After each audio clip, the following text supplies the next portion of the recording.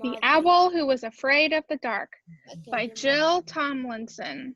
Illustrated by Paul Howard. Wow. Okay. There's the cover page, table of contents. This is Plop. Plop is a baby barn owl. He is fat and fluffy. He has big round eyes. He has soft, downy feathers.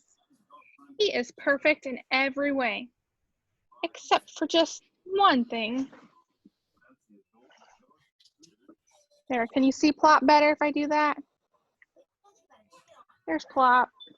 He's cute. Chapter 1. Chapter 1, Dark is Exciting.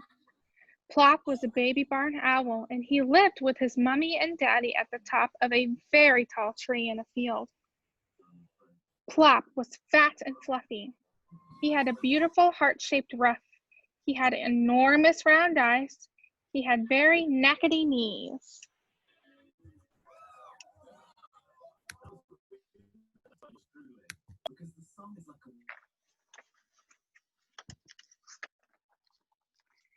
In fact, he was exactly the same as every baby barn owl that has ever been, except for one thing. Plop was afraid of the dark. You can't be afraid of the dark, said his mommy. Owls are never afraid of the dark. This one is, Plop said. But owls are night birds, she said. Plop looked down at his toes. I don't want to be a night bird, he mumbled. I want to be a day bird. You are what you are, said Mrs. Barn Owl firmly. Yes, I know, agreed Plop. And what I are is afraid of the dark. Oh dear, said Mrs. Barn Owl. It was clear that she was going to need a lot of patience. She shut her eyes and tried to think how best she could help Plop not be afraid of. Plop waited. His mother opened her eyes again. Plop, you are only afraid of the dark because you don't know about it. What do you know about the dark? It's black, said Plop. Well, that's wrong for a start. It can be silver or blue or gray or lots of other colors, but almost never black. What else do you know about it? I don't like it, said Plop. I do not like it at all. That's not knowing something, said Mother. That's feeling something. I don't think you know anything about the dark at all. Dark is nasty, Plop said loudly. You don't know that. You have never had your beak outside the nest hole after dusk. I think you had better go down into the world and find out a lot more about the dark before you make up your mind about it. Now, said Plop. Now, said his mother. Plop climbed out of the nest hole and wobbled along the branch outside. He peeped over the edge. The world seemed to be a very long way down. I'm not a very good lander, he said. I might spill myself. What does he mean by spill himself? Does anyone know? He means that he's gonna die, I think. Not that he's gonna die. He might fall. Oh, yep, he might fall. He really thinks Your landing will improve with practice, said his mother. Look, there's a little boy down there on the edge of the wood collecting sticks. Go and talk to him about it. Now, said Plop. Now, said his mother. So Plop shut his eyes, took a deep breath, and fell off his branch. His small white wings carried him down, but as he said, he was not a good lander. He did 7 very fast somersaults past the little boy. Oh, cried the little boy, a giant Catherine wheel. Actually, said the Catherine wheel, picking himself up, I'm a barn owl. Oh, yes, so you are, said the little boy, with obvious disappointment. Of course, you couldn't be a firework yet. Dad says we can't have the fireworks until it gets dark. Oh, I wish it would hurry up and get dark soon. You want it to get dark? Said Plop in amazement. Oh, yes, said the little boy. Dark is exciting. And tonight is especially exciting because we're going to have fireworks.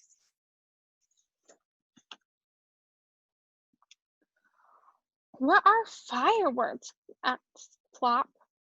I don't think owls have them. Not barn owls, anyway. Don't you? Said the little boy. Oh, you poor thing. Well, there are rockets and flying saucers and volcanoes and golden rain and sparklers and... But what are they? Begged Plop. Do you eat them? No, laughed the little boy. Daddy sets fire to their tails and they whoosh into the air and fill the sky with colored stars. Well, the rockets, that is. I'm allowed to hold the sparklers. What about the volcanoes and the golden rain? What do they do? Oh, they sort of burst into showers of stars. The golden rain pours, well, like rain. And the flying saucers? Oh, they're super. They whiz round your head and make a sort of wheeze noise. I like them best. I think I would like fireworks, said Plop. I'm sure you would, the little boy said. Look here. Where do you live? Up that tree, in the top flat. There are squirrels farther down. The big tree in the middle of the field? Well, you can watch our fireworks from there. That's our garden, the one with the swing. You look out as soon as it gets dark. Does it have to be dark? Asked Plop. Of course it does. You can't see fireworks unless it's dark. Well, I must go. These sticks are for the bonfire. Bonfire? Said Plop. What's that? You'll see if you look out tonight. Goodbye. Goodbye, said Plop, bobbing up and down in a funny little bow. He watched the boy run across the field, and then took a little run himself, spread his wings, and fluttered up to the landing branch. He slithered along it on his tummy and dived headfirst into the nest hole. Well, said Mother, the little boy says dark is exciting. And what do you think, Plop? I still do not like it at all, said Plop. But I'm going to watch the fireworks, if you will sit by me. I will sit by you, said his mother. So will I, said his father, who had just woken up. I like fireworks. So that is what they did. When it began to get dark, Plop waddled to the mouth of the nest hole and peered out cautiously. Come on, Plop. I think they're starting, called Mr. Barn Owl. He was already in position on a big branch at the very top of the tree. We shall see beautifully from here. Plop took 2 brave little steps out of the nest hole.